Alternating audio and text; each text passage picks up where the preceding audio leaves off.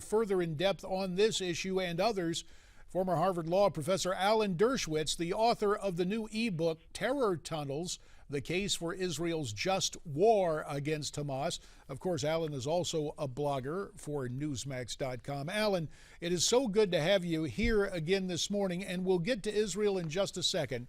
But first, I have to return to Ebola and the law. Nurse Casey Hickox, who left her voluntary quarantine in Maine last night, still threatens to sue. And this is going on as the commissioner, the health commissioner in the state of Maine, Mary Mayhew, is in the process of filing a court order to require the nurse to abide by that 21-day quarantine. What's your take on this and some other cases dealing with mandatory quarantines just like the one put in place in California? Well, I think it's extraordinarily selfish for people like the nurse and others to file lawsuits against public health measures that have been taken to protect the public. When you live in a society like ours, which is interconnected, you have to make certain sacrifices in the interest of public health. You may disagree with the nature of the quarantine or its scope, but it's certainly reasonable, and the law certainly supports the power of the governor, the executive authorities in the state and the federal government to order quarantines if they're in any way reasonable. We don't know enough about Ebola to know whether a 3-day quarantine or a 21-day quarantine is warranted. We can't be as confident as some of the doctors have been that it's never contagious unless the first symptoms show, and who knows whether people are really capable of determining whether they have 100.3 temperature instead of 98.6. So I think you always err on the side of public safety and public health, and the governors are essentially doing the right thing. The big issue is whether the federal government or the state government has ultimate authority here, and that's never really been decided. In the past, the contagions were all local. They were tuberculosis and cholera, and so it was limited to the state government. But I think the power is in the government. People ought to comply and not selfishly try to bring lawsuits to challenge the public health measures that are taken. All right, now let's turn to foreign policy and our international relationship, specifically the relationship between the U.S. and Israel. Those things, that particular relationship has really been shaky in recent times. And we just talked about the name calling from a senior administration official. Alan, how have things deteriorated to this point? Well, the point is not whether or not somebody in the Obama administration regards Benjamin Netanyahu as a chicken or as a coward, which is absurd considering the fact that he fought bravely in the most dangerous unit of the IDF. He lost his brother to the war against terrorism. To call him a coward is so outrageous. But even if people call each other cowards in private, this was an on-the-record interview. It had to have been authorized at a higher level. And so the question you have to ask is why has somebody in the White House, whether it be the president or somebody below him, authorized a senior official to publicly make those kinds of statements? Now, they've distanced themselves from the statements because they've seen the public reaction to it. But there's something even worse.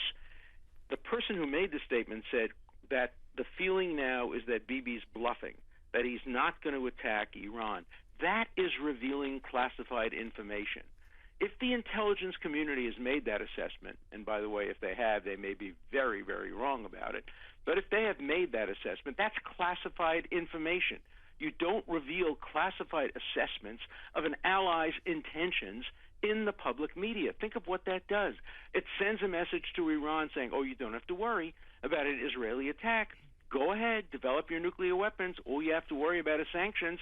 And now, by the way, that Israel is not going to attack Iran, you don't even have to worry about sanctions because the Europeans won't comply with sanctions. The only reason the Europeans accepted sanctions is to prevent Israel from launching an attack. So the idea that an American public official would disclose that he believes that Bibi Netanyahu is bluffing when it comes to Iran is a major breach of American foreign policy, and it must be investigated. So it's not the insult per se, it's the information that was released that could be, in essence, an intelligence leak. Alan, I want you to listen along with me as we hear a response, because things got quite heated yesterday at the White House, or pardon me, at the State Department press briefing. Here is spokeswoman Jen Psaki. Let's listen to her exchange with a reporter. Well, Matt, I think also these comments, as you know, were from an anonymous source. I don't know who that individual was and what level they were at. So I'd also certainly take them with a grain of salt. Do you have suspicions? I do not. Are you trying to figure out, is the administration trying to figure out who made these inappropriate and counterproductive comments? No. Why not? There are anonymous sources in all of your stories every single day. If we spent all of our time focused on that effort, we wouldn't be working on diplomacy. Alan, we heard that exchange. It doesn't sound as if the State Department spokeswoman is that apologetic, does it? It's absurd. There's nothing more important to diplomacy than finding out and firing whoever made those statements. If they were unauthorized, they should be fired for that reason. If they were authorized, Congress and asked who authorized them to do it. This is a serious intelligence leak, and it's very counterproductive and very dangerous. I think the White House knows who did it. If they don't know who did it, they could easily find out. We're not talking about calling in a reporter and asking him to reveal the sources. We're asking the White House to call in the aides that would have access to this information and to ask which of them who said this, why did you say it, and who authorized you to say it. That's the least the administration can do if they really want to distance themselves from the content of these statements. Alan, 20 seconds remains. Apparently, Susan Rice is hosting an Israeli delegation, including that nation's national security advisor, today. What is that meeting about? Damage control?